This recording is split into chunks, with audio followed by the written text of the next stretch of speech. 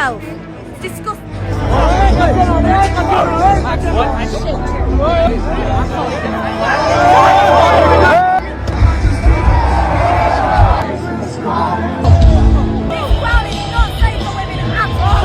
গুৱাহাটীত কালি পোষ্ট মেলনৰ অনুষ্ঠান অনুষ্ঠিত হৈ যোৱাৰ পিছত সামাজিক মাধ্যমত এটা ভিডিঅ'ই আলোড়নৰ সৃষ্টি কৰিছে। প্ৰায় 24 ঘণ্টা পাছত এগৰাকী বিদেশী মহিলাই সামাজিক মাধ্যমত এটা ভিডিঅ' শ্বেয়াৰ কৰিছে। Keep your hands to your fucking self. It's disgusting. দেখা গৈছে এগৰাকী মহিলাই কৈছে যে ভাৰতত কনচাৰ্টত মহিলা সুৰক্ষিত নহয় আৰু এই কনচাৰ্ট হৈছিল গুৱাহাটীত। এই ভিডিঅ'টোৱে প্ৰকৃততে গুৱাহাটীক বদনাম কৰিছে।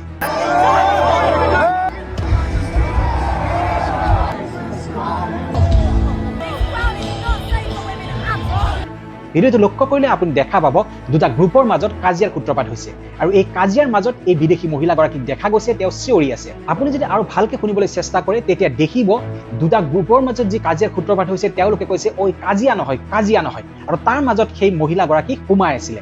তাৰ পিছত মহিলাগৰাকী এই ভিডিঅ' প্ৰায় 24 ঘণ্টা পাছত সামাজিক মাধ্যমত আপলোড কৰিছে।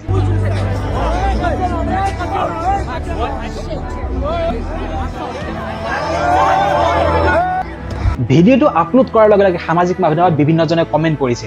বিভিন্ন বিদেশী নাগৰিকে ভিডিঅ'টোত কমেণ্ট কৰিছে, লগতে ভাৰতবৰ্ষৰ বহু লোকে ভিডিঅ'টোত কমেণ্ট কৰিছে আৰু কমেণ্ট কৰা বিভিন্নজনে প্ৰশ্ন কৰিছে ভাৰতবৰ্ষৰে যে ভাৰতবৰ্ষৰ যি নৰ্থ ইষ্ট পাৰ্ট হয় নৰ্থ ইষ্ট পাৰ্টে সুৰক্ষিত হয় আৰু নৰ্থ ইষ্ট পাৰ্টতে এনেধৰণৰ ঘটনা ঘটিছে এয়া কেতিয়াও হ'ব নালাগিছিলে। তেওঁলোকে এই ধৰণে মন্তব্য আগবঢ়াইছে আৰু আটাইতকৈ লক্ষণীয় কথাটো হ'ল যিগৰাকী বিদেশী মহিলাই ভিডিঅ'টো আপলোড কৰিছিল তেওঁ এগৰাকী কণ্টেণ্ট ক্ৰিয়েটৰ আৰু এই কণ্টেণ্ট ক্ৰিয়েটৰগৰাকীয়ে প্ৰায় 24 ঘণ্টা পাছত ভিডিঅ'টো কিয় আপলোড কৰিলে সেয়াও এক প্ৰশ্নবোধক।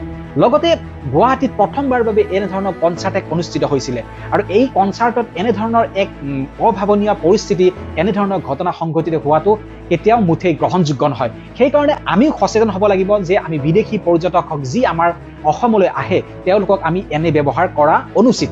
যিয়ে নহওক ভিডিঅ'টোত বিদেশী মহিলাগৰাকী কিবা উদ্দেশ্য লৈ দিছে নে তেওঁ সঁচাকৈ এক বেয়া পৰিস্থিতিৰ সন্মুখীন হৈছিল সেয়া পাছলৈ গম পোৱা যাব। কিন্তু এনেধৰণৰ ঘটনা যাতে সংঘটিত নহয় সেয়া আমি আগলৈ মন কৰিব লাগিব, কাৰণ এয়া গুৱাহাটীত প্ৰথমবাৰলৈ হৈছে। তথাপিও আপুনি আপোনাৰ মন্তব্য আগবঢ়াব পাৰে। এয়া ভাল হৈছে জানো? গুৱাহাটীত প্ৰথমবাৰলৈ কনচাৰ্ট হৈছিল আৰু এক বেয়া ঘটনা হৈছে। প্ৰকৃততে গুৱাহাটীক এই ভিডিঅ'টোৱে বদনাম কৰিব পাৰে। এই ভিডিঅ'টো আগলৈ কি পৰ্যায় পাইগৈ, অসম আৰক্ষীৰ সন্মুখলৈ এই ভিডিঅ'টো আহেনে, আৰক্ষীক বা তদন্ত কৰিবনে সেয়া পিছৰ পৰ্যায়ত দেখা যাব। কিন্তু এই মুহূৰ্তত আপুনি আপোনাৰ মন্তব্য আগবঢ়াওক আৰু ভিডিঅ'টো শ্বেয়াৰ কৰক যাতে আগলৈ এনেধৰণৰ ঘটনা গুৱাহাটীত সংঘটিত নহয়। গুৱাহাটী তথা নৰ্থ ইষ্ট ভাৰতবৰ্ষৰ ভিতৰতে এক সুৰক্ষিত স্থান বুলি এক নাম আছে, এয়া আমি বদনাম কৰা কেতিয়াও উচিত নহয়।